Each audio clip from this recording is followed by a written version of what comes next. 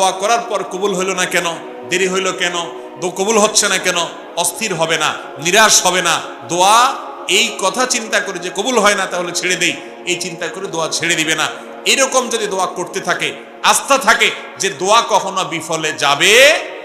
আপনার যদি হালাল উপার্জন থাকে, আপনি যদি হালাল বক্ষণ করে দোয়া করেন, আপনি যদি আল্লাহর কাছে হারাম কোনো দোয়া না করেন, আপনি যদি দোয়া করার পরে হুলস্থুল না করেন কবুল হলো না কেন এই কথা বলে, আপনি যদি আল্লাহর কাছে কায় মনোবাক্যে অন্তরের গভীর থেকে বিনয়ের সাথে, মনোসংযোগের সাথে, খুশুর সাথে, আন্তরিকতার সাথে আল্লাহর কাছে যদি দোয়া পেশ করেন, দোয়াতে যদি নবী সাল্লাল্লাহু আলাইহি ওয়াসাল্লাম দুরূদ পেশ করেন, আল্লাহর প্রশংসা করেন, আপনার ওই দোয়া গুলি মিস হলেও মিস হওয়ার কোনো কারণ নাই।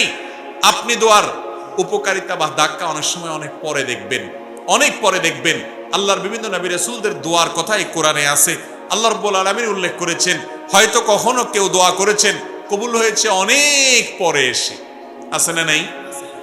আমরাও নিজেরা যখন দোয়া করি খেয়াল করবেন, শেখ শাহরবি রাহিমাহুল্লাহ তিনি একটি কথা বলতেন যে আমরা অনেক সময় দোয়া করার পর দেখা যায় দোয়া করছি আরো 10 বছর আগে, এরপরে আমি ছেড়েও দিছি দোয়া, ভুলেও গেছি দোয়া যে করছি, 10 বছর পরে সেই জিনিসটা পেয়ে গেছি যেটা আমি 10 বছর আগে আল্লাহর কাছে চাইছিলাম। এরকম অনেক সময় হয় কি হয় না?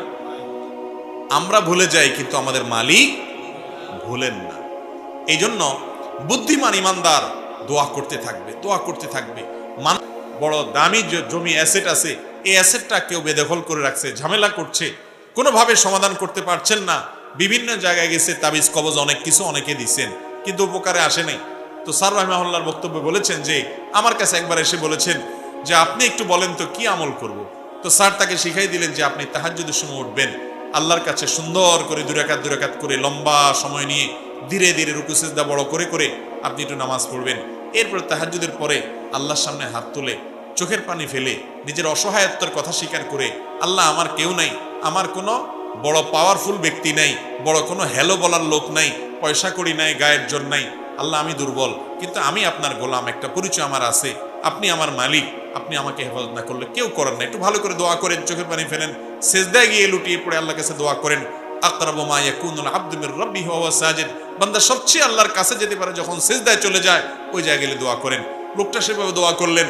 স্যার রাহিমাহুল্লাহ তার বক্তব্যে বলেছেন যে কিছুদিন পরেই সে লোকটা আমার কাছে এসে বললেন যে আল্লাহ রাব্বুল আলামিন আমাকে অলৌকিকভাবে, অবিশ্বাস্যভাবে আমাকে আল্লাহ তাআলা আমার এই বিপদ থেকে উদ্ধার করে দিয়েছেন এই দোয়ার মাধ্যমে। আমরা দোয়া করব না আল্লাহর কাছে ইনশাআল্লাহ? ইনশাআল্লাহ। দোয়া আজকে বিদায় হয়ে গেছে ভাই, দোয়া আমরা এখন আর করি না। উঠতে বসতে